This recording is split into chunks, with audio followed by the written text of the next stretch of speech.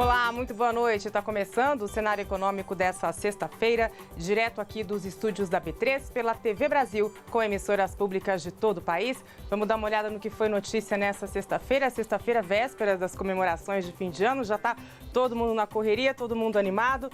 Prévia da inflação tem maior recuo em 24 anos, é o IPCA 15 do mês de dezembro. E nesse mês de dezembro é o maior recuo 24 anos, porque é desde o início do Plano Real, começou em 1994. A ceia de Natal está mais salgada esse ano. Quem está indo às compras está percebendo isso, principalmente aqueles produtos que são atrelados ao dólar, bacalhau, por exemplo. Então a gente vai trazer aqui o que subiu, mas também tem opções que ficaram um pouco mais baratas, caso encaixe aí no seu gosto, no perfil da sua ceia. Embraer em Boeing, mais um episódio. A Advocacia Geral da União entrou hoje com recurso nessa guerra aí que está na justiça, né? Cada hora uma decisão. Vamos ver quais são os próximos capítulos desse entrave. E a gente vai falar aqui no estúdio sobre o setor de franquias, como é que fechou em 2018 e também as perspectivas para o ano que vem. Para você que está pensando em vida nova em 2019, algumas dicas para saber se tem alguma franquia que cabe aí no seu perfil. Cenário econômico que está começando agora.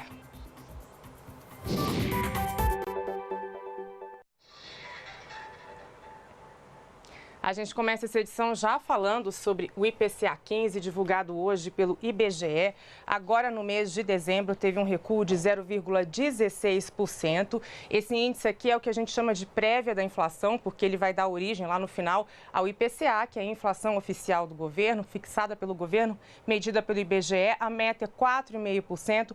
Portanto, a gente vai falar do resultado daqui a pouco anual. Mas esse mês de dezembro, essa queda de 0,16% é o menor resultado mensal desde julho de 2017 e também o menor resultado em 24 anos, como a gente viu desde a criação do Plano Real.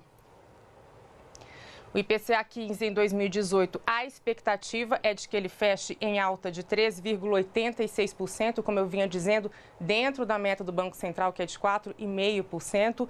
E em comparação com o ano anterior, fechou em 4,39% em 2017, então um resultado bem abaixo, bem mais controlado que o do ano passado. Mais uma vez, assim como aconteceu no IPCA, que a gente falou aqui recentemente, IPCA de novembro, essa deflação, esse recuo nos preços foi puxado pelos transportes. A queda aqui de 0,93%, influenciado aqui pelo preço dos combustíveis, a exemplo da inflação oficial, o IPCA em si. O preço da gasolina caiu, impactou bastante o preço dos transportes, porque ele é também, esses preços relativos a transportes, especialmente gasolina, havia impactado o índice de preços anteriores nos meses aí que a gente sentiu, que estimularam inclusive a greve dos caminhoneiros, que teve tanto impacto no PIB deste ano e vai ter ainda. Saúde e cuidados pessoais também teve uma queda, segunda maior queda, 0,58%, habitação 0,52% e comunicação 0,07%. O destaque positivo aqui, alimentação e bebidas, a alta que foi de 0,35% e apesar de ser uma alta, é ainda uma alta menor do que a que tinha ocorrido no IPCA 15 anterior. É isso, eu vou agora para o Rio de Janeiro conversar com Maurício de Almeida, porque, Maurício, a Fundação Getúlio Vargas apurou aí a confiança do consumidor e é alta, mais alta em quase 5 anos. Explica os motivos para a gente. Boa noite. Boa noite, Vanessa. Pois é, um grande otimismo e vários fatores fizeram com que o consumidor ficasse desta forma mais otimista nesse fim de ano. Entre eles estão a queda da inflação, os juros que permanecem estáveis, a maior facilidade para conseguir crédito e o início da retomada da geração de empregos. Muitas pessoas também estão confiantes com o novo governo e a política econômica que vai ser implantada a partir do ano que vem. O conjunto de todos esses fatores provocou essa alta da confiança do consumidor. O índice calculado pela Fundação Getúlio Vargas subiu 0,6 pontos de novembro para dezembro e atingiu 93,8 pontos em uma escala de 0 a 200. Esse é o maior nível desde abril de 2014 e está 5,7 pontos acima do que foi registrado em dezembro do ano passado. A satisfação com a situação atual da economia, que teve um crescimento de 2,8 pontos, foi o componente que mais contribuiu para o aumento da confiança entre novembro e dezembro. Nos últimos 3 meses, o índice acumulou alta de 11,7 pontos, ou seja, já é possível afirmar que não aconteceu apenas uma pequena variação. A pesquisa indica a consolidação de uma curva ascendente do otimismo do consumidor, que sinaliza uma recuperação da confiança. Ou seja, consumidor mais otimista indica que provavelmente o consumo das famílias, que é aquele grande motor do produto interno bruto, deve acelerar no ano que vem e, com isso, contribuir para toda a economia. Mas, por hoje, eu fico por aqui. Aliás, por hoje não, por esse ano. Estou terminando aqui, encerrando minhas atividades no cenário econômico. Por isso, desejo um ótimo ano novo, um Feliz Natal, um ótimo ano novo antecipado e um Feliz Natal logo em seguida para você, Vanessa, e até 2019.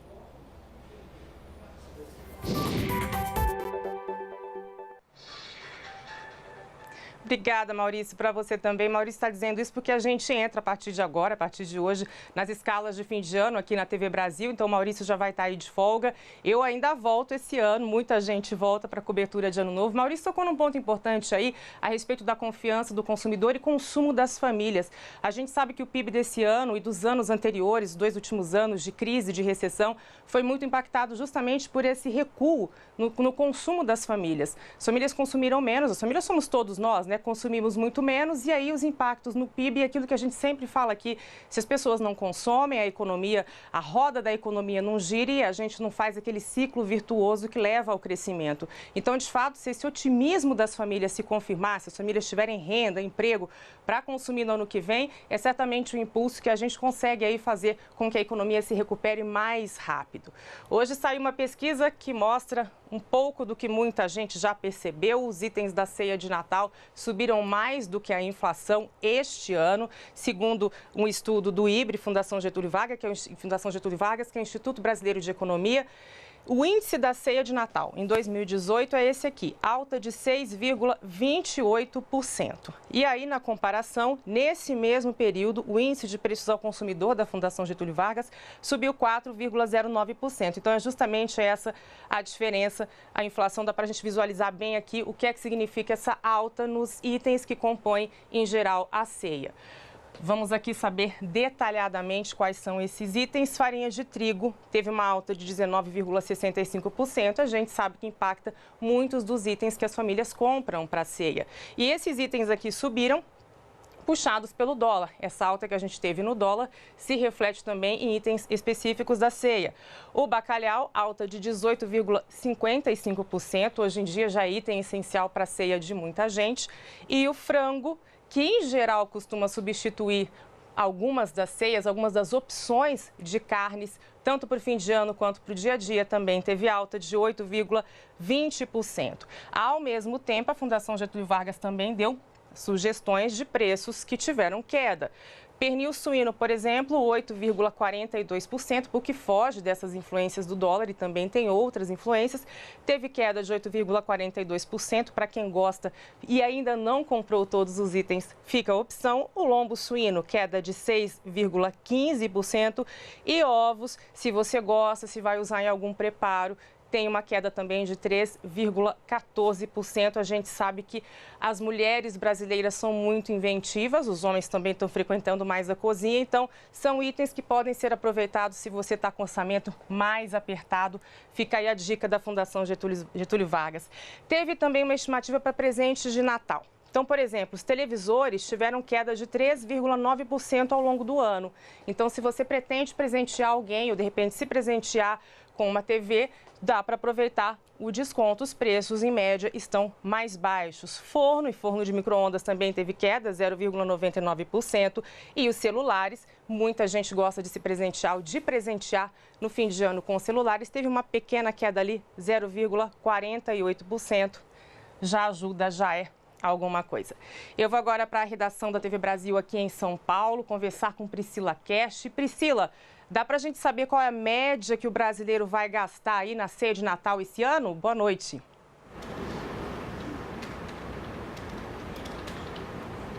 Oi, Vanessa, boa noite para você, boa noite a todos. Talvez percebendo essa alta aí nos valores dos produtos no mercado, as pessoas já estão mais se programando a gastar um pouco mais esse ano nessa ceia de Natal. E pode ser lido também como um empenho maior com a ceia de Natal este ano. A previsão de gasto médio é 45% maior que o quanto as pessoas estavam planejando gastar no ano passado. A intenção em 2017 era desembolsar R$ 136,52 e este ano a intenção é gastar R$ 207,27. Metade das pessoas deve passar a data em casa e quase um terço planeja dividir o valor da ceia com a família. Outro um terço combinou que cada um leva um prato ou uma bebida diferente. O percentual de pessoas que vão bancar a festa toda subiu de 8,4% para 13% dos entrevistados. A pesquisa foi divulgada hoje e tem gente que ainda não sabe quanto vai gastar com a ceia. Isso corresponde a 39% das pessoas que ainda não se planejaram, ainda não pensaram quanto vão gastar com essa ceia. Os economistas dizem que dividir a conta é uma boa estratégia e orientam pesquisar os preços e sair de casa com uma lista de compras aí para não extrapolar na hora que vê as coisas no mercado. A maioria das pessoas pretende também comemorar a data de roupa nova. 64% vão comprar alguma peça ou acessório para o dia. A previsão de gasto médio com isso é de R$ 237,11, Vanessa.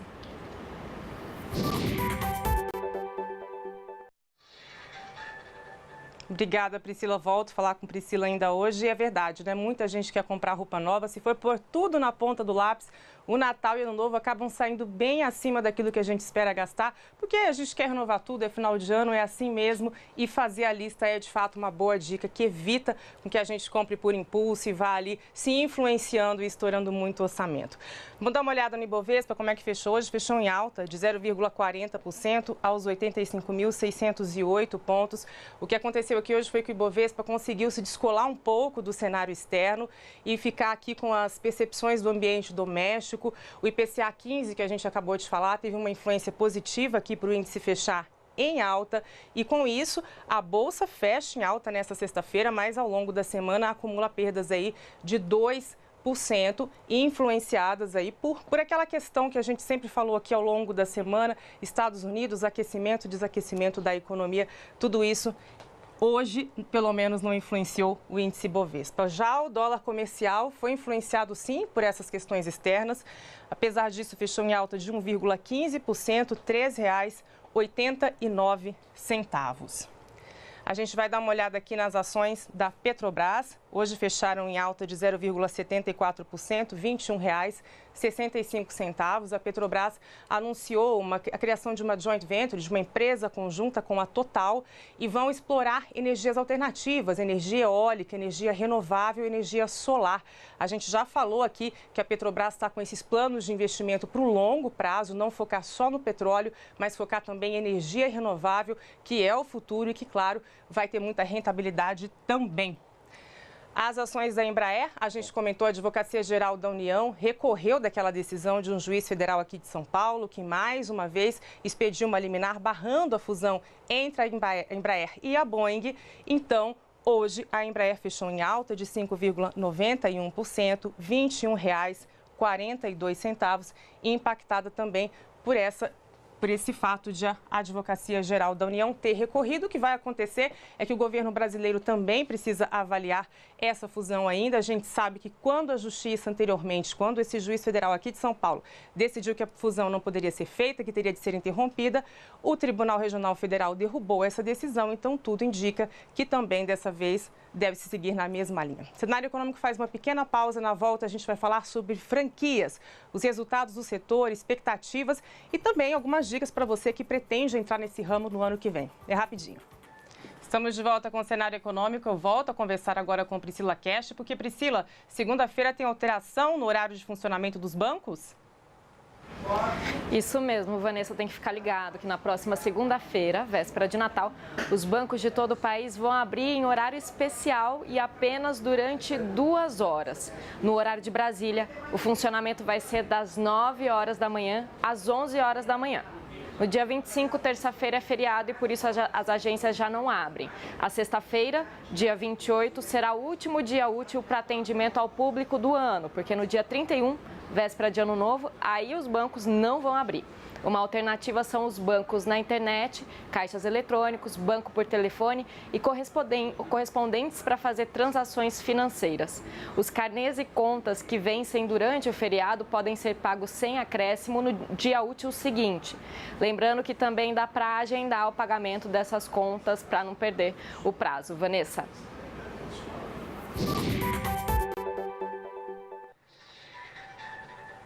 Obrigada, Priscila. Bom Natal para você, boa virada de ano. E agora a gente vai falar sobre franquia. Eu estou aqui com o André Friedheim, vice-presidente da Associação Brasileira de Franchise. Muito obrigada por sua presença aqui. Tudo bem, Vanessa? Tudo bom. Bom, 2018, ao que tudo indica, está chegando ao fim, foi bom para vocês, né? O setor teve crescimento no faturamento e unidades também? Sim, o setor teve crescimento em faturamento, a gente cresceu 7%. Então, a gente passou de um faturamento mais ou menos de 160 bilhões de reais em 2017 para 170 bilhões de reais agora em 2018. E em número de unidades franqueadas, a gente também cresceu em torno de 7%, passando de umas 145 mil para umas 155 mil unidades franqueadas. Hoje são 2.800 redes de franquias que atuam no mercado brasileiro, o que dá uma média de 50 unidades por franqueador. Esse crescimento em unidades, ele veio acima do que vocês esperavam ou não? Ele veio um pouco acima. Né? A gente estava imaginando alguma coisa entre 3% e 4%. E eu acho que agora, num pós-eleição, num final de ano, os números começaram a melhorar. Eu acho que teve um pouco a confiança do empresário cresceu e ele então começou a investir em novas franquias, já tentando aproveitar agora o período de Natal. Então, ele decidiu abrir uma franquia para poder aproveitar agora as vendas que estão mais aquecidas, comparadas também com 2017. Com 2017. Quer dizer, houve uma percepção de que as vendas melhorariam, de fato, melhoraram, pelo que vocês apuraram até agora? Pelo que a gente apurou até agora, sim. Então, a gente tem acompanhado os números do varejo, absolutamente os números de franquia, e esse número, comparado a 2017, tem melhorado bastante em várias categorias. Na categoria de alimentação, lazer e turismo, saúde e beleza, varejo especializado, quer dizer, todas as categorias estão mostrando algum tipo de recuperação bem forte. Vocês tiveram um crescimento bom, né? 2018 foi um ano difícil em alguns aspectos, teve a eleição, teve Copa do Mundo, que por um lado aumenta as vendas em alguns setores, mas por outro também é comércio fechado, são lojas fechadas, e também teve a greve dos caminhoneiros, que a gente sempre menciona aqui, né? Vocês passaram um pouco ao largo dessa crise, como é que essa crise impactou o setor? Não, obviamente foi um ano hiper desafiador para o mercado como um todo e para o franchise. A gente não é uma ilha no meio do oceano lá linda e maravilhosa. Obviamente que a gente sofre também com todos os percalços da economia em geral.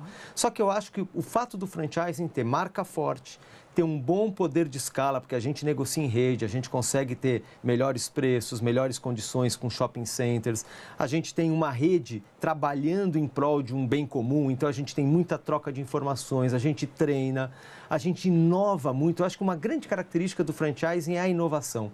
Eu acho que foi o que marcou esse, vamos dizer, esse resultado positivo de vocês agora em 2018? Eu acho que sim. A gente procurou novos formatos, novos produtos, novos canais de distribuição, pontos comerciais alternativos. Então, eu acho que a força de marca, quer dizer, isso permite, porque como o franqueador, geralmente ele é um empresário de um porte um pouquinho maior do quando eu comparo com um independente ali, a gente tem força para investir em tecnologia, para inovar, e isso faz com que as operações de franquia tenham uma performance um pouco melhor. Agora, a crise obviamente afetou os negócios e não teve como.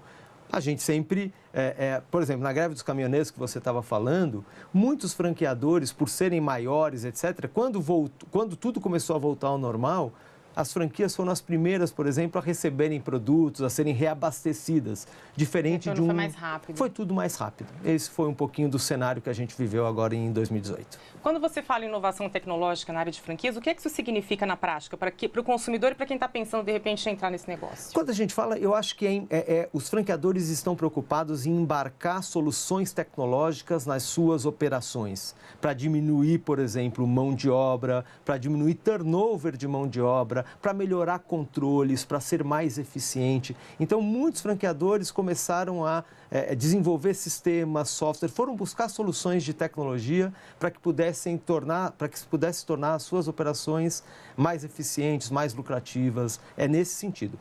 tem um outro lado da tecnologia, que hoje a gente tem várias empresas de tecnologia começando a franquear os seus modelos de negócio e oferecer isso ao público que quer investir em franquias. Perfeito. Agora, para 2019, a expectativa é boa também. A expectativa é boa, eu acho que a gente, pela BF, os nossos números, a gente elabora uma série de pesquisas com os nossos associados, a gente pretende voltar a crescer em 2 dígitos em relação ao faturamento. Quer dizer, isso aconteceu há uns 3, 4 anos atrás, os últimos 2, 3 anos a gente crescemos 6, 7%, agora a gente pretende voltar a crescer mais do que 10%. E aí, com base em o que é que vocês estão esperando de mudanças na economia para o ano que vem para que esse crescimento se consolide? Olha, eu acho que é um reaquecimento da economia, eu acho que um aumento do poder de compra, um aumento do consumo efetivamente. Quer dizer, eu acho que durante esse tempo muitas pessoas postergaram o consumo. Agora, reprimido, né? Exatamente. A demanda reprimida. Demanda reprimida. Então, a gente tem essa demanda reprimida e eu acho que isso vai começar a se externar, a gente vai começar a ver isso mais claramente no mercado e também um pouco do índice de confiança. As pessoas, quando começam a perceber que o emprego está um pouquinho mais estável, etc., podem se endividar um pouquinho mais, esticam um pouquinho as suas parcelas e começam a voltar a comprar produtos que elas deixaram de lado nesses últimos 2 anos. E tem previsão também, boa previsão de geração de emprego. O setor espera gerar emprego no que vem? Espera gerar emprego, a gente imagina um crescimento também em torno de 6% no número de unidades, então a gente passaria basicamente de umas 155 mil aí para umas 175 mil. E se você fizer uma conta rápida, cada unidade franqueada hoje, em média, emprega de 6 a 8 pessoas. Olha. Então, se eu cresço 10 mil novas unidades de franquia, eu tenho a capacidade de gerar empregos diretos na ordem de 8 a 10 mil pessoas, fora os empregos indiretos que são gerados pelo sistema como um todo. E quem está pensando em empreender ano que vem, está lá com receio, porque dá receio, né? Por exemplo, deixar a carteira assinada para empreender, e muita gente tem esse sonho.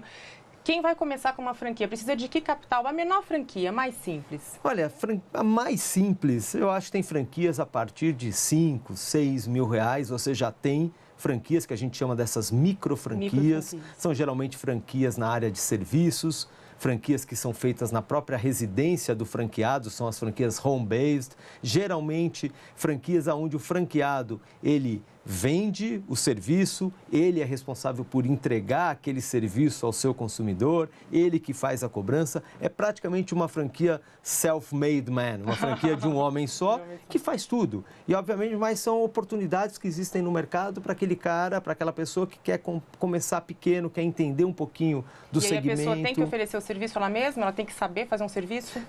Não a gente tem franquias de... Não necessariamente. Eu acho que uma das grandes vantagens da franquia é a capacidade do franqueador de treinar e capacitar o seu franqueado.